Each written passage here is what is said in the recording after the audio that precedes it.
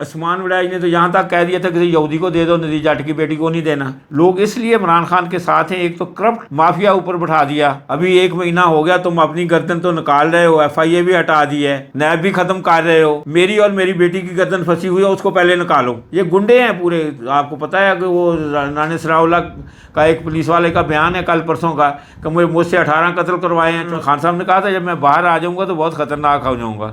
آپ دیکھیں کتنا خطرناک ہے۔ السلام علیکم ناظرین، میں ہوں ویس رمضان۔ اس وقت ہماری ٹیم پہنچی ہے چودھری نذیر احمد جٹ صاحب کے ڈیرے پر، اور میرے ساتھ اس وقت ہیں چودھری نذیر احمد جٹ صاحب، سابق MNA بورے والا موجود ہیں۔ ان سے ہم کچھ ملکی سیاست پر بات چیت کرتے ہیں۔ السلام علیکم جٹ صاحب۔ جی وعلیکم السلام۔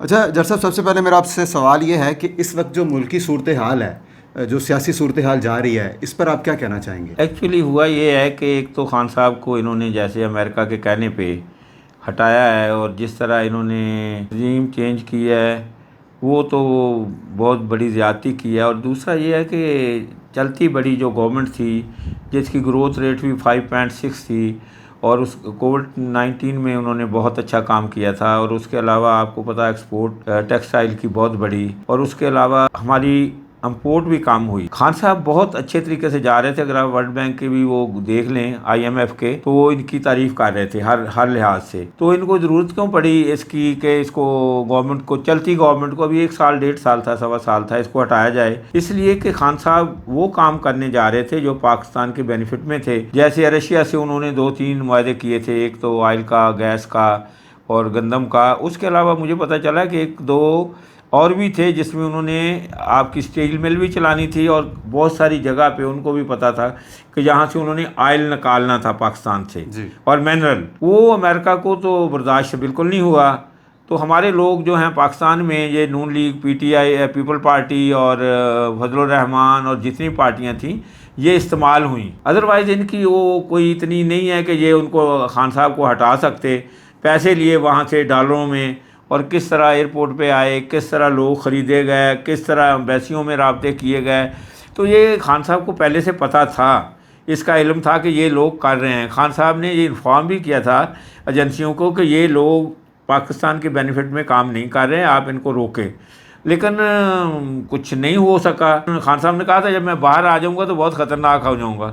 آپ دیکھیں کتنا خطرناک ہے۔ ابھی پبلک جو ہے نا، عام پبلک اس کے ساتھ چڑھی ہے۔ 1947 سے آپ کہیں کہ قائد اعظم نے پاکستان بنایا تو اس کو پھر دھکے ہی لگتے رہے، تو دوبارہ ابھی جو ہے لوگوں کے ذہن میں، میرے بھی، ساری پبلک میں، میں دیہاتوں میں بھی جاتا ہوں، کہہ رہے ہیں شہر کے لوگ زیادہ ہیں، لوگ اس لیے عمران خان کے ساتھ ہیں، ایک تو کرپٹ مافیا اوپر بٹھا دیا، اس کے بیٹے کو چیف منسٹر بنا دیے، باپ کو پرائم منسٹر بنا دیا، اور اس میں 26 لوگ جو ہیں وہ ضمانتوں پہ ہیں۔ جٹ صاحب بالکل آپ کی بات درست ہے کہ ان میں سے جتنے بھی گزرے ہیں وہ ضمانتوں پر ہیں۔ اس وقت شہباز شریف صاحب جو غیر ملکی دورے پر گئے اور ملک کے فیصلے جو ہیں وہ غیر ملکی سرزمین پر کر رہے ہیں، وہ لندن میں بیٹھ کر کر رہے ہیں، اس اقدام کو ان کو آپ کیسے دیکھتے ہیں؟ نہیں، ایسے نہیں ہے کہ وہ دورے کرنے گئے ہیں۔ نواز شریف نے ان کو بلایا کہ تم لوگ آؤ میرے پاس، ابھی 1 مہینہ ہو گیا تم اپنی گردن تو نکال رہے ہو، FIA بھی ہٹا دی ہے، نیب بھی ختم کر رہے ہو، میری اور میری بیٹی کی گردن پھنسی ہوئی ہے، اس کو پہلے نکالو، پہلے مجھے نکالو اور پھر دوسرا کوئی کام کرو۔ اس لیے گئے تھے، اور کوئی پاکستان کے مفاد نہیں ہے ان کو،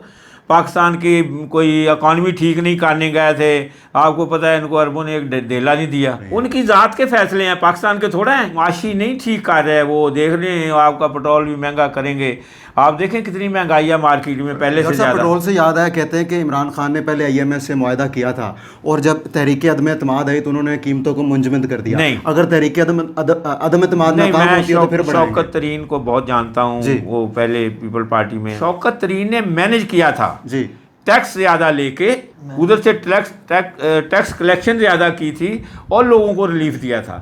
ایسے نہیں کہ ان سے معاہدے کا لیے، ان کو کیا چاہیے، ان کو تو پیسے چاہیے ہوتے ہیں، آپ ٹیکس سے وصول کریں اور غریبوں کو بینیفٹ دے دیں، کوئی منع نہیں کرتا۔ ان کے کہنے پہ آپ قائم ہیں، جنہوں نے اسمبلی میں کوئی 100 کمانڈوز بھیج دیا ڈنڈے لے کے، اور اس کو اسپیکر کو بھی مار دیا، اور پھر ان کو اریسٹ کر لیا۔ آج بھی دیکھیں آپ، جو ان کا سیکٹری ہے اور 10 15 20 30 بندوں کو اریسٹ کر کے لے گئے، یہ تو گنڈا گردی ہے، یہ گنڈے ہیں پورے۔ آپ کو پتہ ہے کہ وہ رانا ثناء اللہ کا ایک پولیس والے کا بیان ہے کل پرسوں کا کہ مجھ سے 18 قتل کروائے ہیں، 14 کرائے ہیں۔ شہباز شریف کا ایک اور وہ کیا تھا جو بھاگ گیا تھا، آیا پھر بعد میں دبئی شبئی تھے، اس نے کہا جی میں نے تو ہزاروں ان کے کہنے پہ قتل کیے ہیں۔ باکسر عابد ابھی بھی اس کی وہ ویڈیو لگی ہوتی ہے. ایسے نہیں ہے. آپ کو پتہ ہے کہ بورے والا میں ادھر سے لڑکے لا کے ادھر جوان لڑکے نہیں مارے, 5-6 مارے تھے اس وقت. ان کی مائیں ادھر آ کے رو رہی تھی کہ ہماری زمینوں پہ قبضے کر رہے تھے اس لیے مارے ہیں. اس میں ہمارے بچے کبھی گناہ گار تھے ہی نہیں. جی بالکل, صورتحال تو بالکل ملک کی گمبھیر ہے. تو آپ کے مطابق الیکشن کب تک متوقع ہیں؟ اگر انہوں نے اپنی جان چھڑانی ہے تو الیکشن فوری کرائیں. ابھی 1 مہینہ 1.5 مہینہ تو ہو گیا نا. الیکشن کمیشن کہہ رہا تھا مجھے 3 مہینے الیکشن کمیشن کے لیے چاہیے. وہ جو حلقہ بندیاں کرنی ہیں تو اناؤنس کر دیں, اکتوبر نومبر میں کرا دیں اناؤنس. جب تک یہ نہیں کریں گے خان صاحب نہیں ٹھہریں گے. اور آپ کو یہ پتہ نہیں ہے, اندازہ نہیں, ہم نے 2 دن کے کال پہ گگو میں جلسہ رکھا تو ہزاروں لوگ پتہ نہیں کدھر سے آئے ہیں یہ سارے. تو آپ کو یہ اندازہ نہیں کہ وہ 20 لاکھ خان کہہ رہا ہے نا, 20 لاکھ کی بات نہیں ہے. لوگ ابھی سے جانے شروع ہو گئے ہیں. وہ 40 لاکھ پتہ ہی نہیں لگنا دنیا آئی کدھر سے ہے.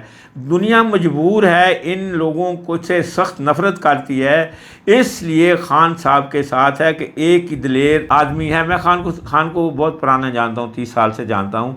جہاں اس کی پرورش ہوئی ہے نا, اس پرورش میں اس نے کسی کی غلامی قبول نہیں کرنی, ہو ہی نہیں سکتا. اور دوسری بات, وہ اسلام کی بات کرتا ہے, 2 اسلامی کانفرنسیں کرا دیں, اور اس نے جو یونائٹڈ نیشن میں تقریر کی, اور وہ اسلامی فوبیا پہ بھی ان کی جو تھی قرارداد پاس ہو گئی. وہ ایک مسلمان بن چکا ہے خان, پکا مسلمان. تو یہ کیا کرنے چاہتے, ہمیں غلام بنانے جاتے ہیں. بچے نہیں مانیں گے بھائی, ابھی خان کے ساتھ کھڑے ہو گئے ہیں بوڑھے بچے جوان ہر ایک آدمی. جج صاحب, ملکی سیاست پہ تو بات ہوگی, اب ہم مقامی سیاست پہ کچھ بات کرتے ہیں. آپ نے گگو میں جلسہ کیا, اس میں کیسا رسپانس آیا, اور اس دفعہ آپ کس حلقے سے الیکشن لڑنے جا رہے ہیں؟ میں نا اسلام آباد میں تھا تو خان صاحب نے کال دی کہ آپ نے ریلی نکالنی ہے. جی. تو میں 2 دن پہلے آ گیا. لوگ خود ہی آ گئے ادھر میرے گھر پہ کہ جی جانا ہے. باہر نکلے تو انہوں نے کہا گاڑی نکالو, اوپر کھڑے ہو کے جھنڈا ہلانا ہے پاکستان کا, اور پورے بازاروں میں جانا ہے. ہم آدھا گھنٹہ, میرا خیال پونا گھنٹہ بازاروں سے گئے. جب جا کے دیکھا تو ہزاروں لوگ ادھر اکٹھے ہو گئے تھے بورے والے میں. پھر دوبارہ جس دن ٹی وی پہ پشاور والا جلسہ تھا دیکھنا تھا, پھر سارے میں گیا ہوں اور کوئی نہیں تھا آیا. لوکل یہاں کا جو پی ڈی ایم ہے بورے والا کی, آپ کو پتہ ہے 5 بندے ہیں جو پی ڈی ایم کے. دوسرے دن بھی نہیں آیا, تیسرے دن پھر ریلی تھی, عید سے پہلے 1 دن کوئی بندہ ان کا نہیں آیا. ہم لوگ ہی ریلی نکالنے گئے, لوگ خود ہی مل گئے. میں فوتی کے لیے گیا بورے گگو نا 2-3, میں کہا ابھی کام ختم ہو گیا عید کے.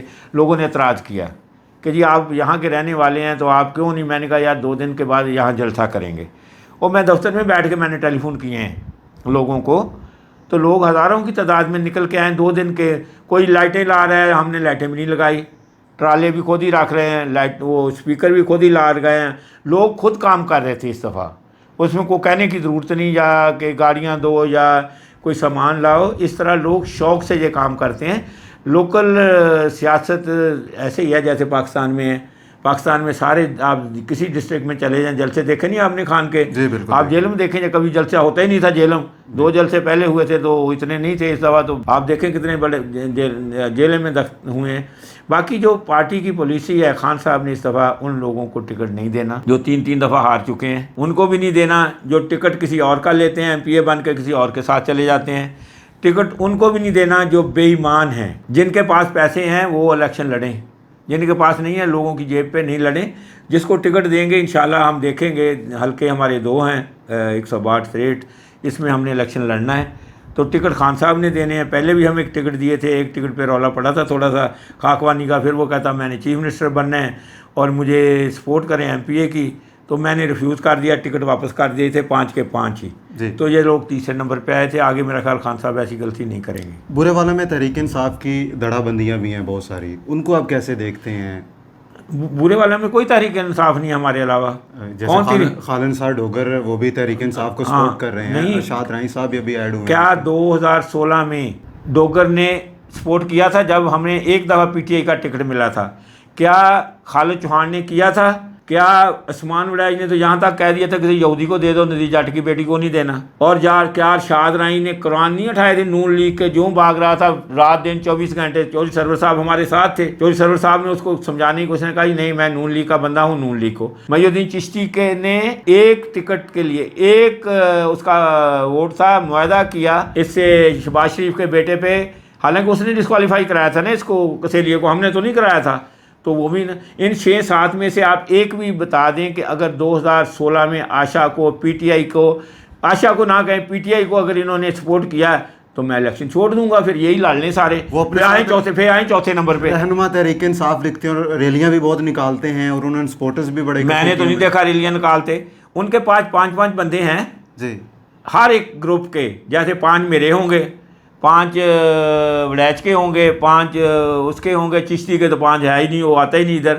اور اسی طرح ارشاد رائی کے 8-10 ہوں گے جو پگیں باندھ کے جاتے ہیں. اور اس دن میں جلسے کے گیا ہوں, جس دن لاہور میں تھا, تو ہم نکل کے آ رہے ہیں, اتر کے تو دیکھا سڑک پہ بیٹھ کے وہ سیلفیاں بنا رہے ہیں 6 آدمیوں کی, اور پٹے پا ڈال کے. یہ نہیں ہے, یہ پی ٹی آئی نہیں ہے. وقتی طور کے کہتے ہیں نا وہ فصلی بٹیرے, وہ آئے ہیں ابھی, لیکن ان کا جب سیزن ختم ہوتا ہے چلے جاتے ہیں. جی ناظرین, آج ہمارے ساتھ موجود تھے سابق ایم این اے برے والا چودھری نذیر احمد جٹ صاحب. ان کی آپ نے گفتگو سنی, ان کے متعلق آپ اپنا فیڈ بیک, اپنی قیمتی رائے کمنٹ سیکشن میں ضرور دے سکتے ہیں. اسی کے ساتھ اپنے میزبان اویس رمضان کو اجازت دیجیے. اللہ حافظ.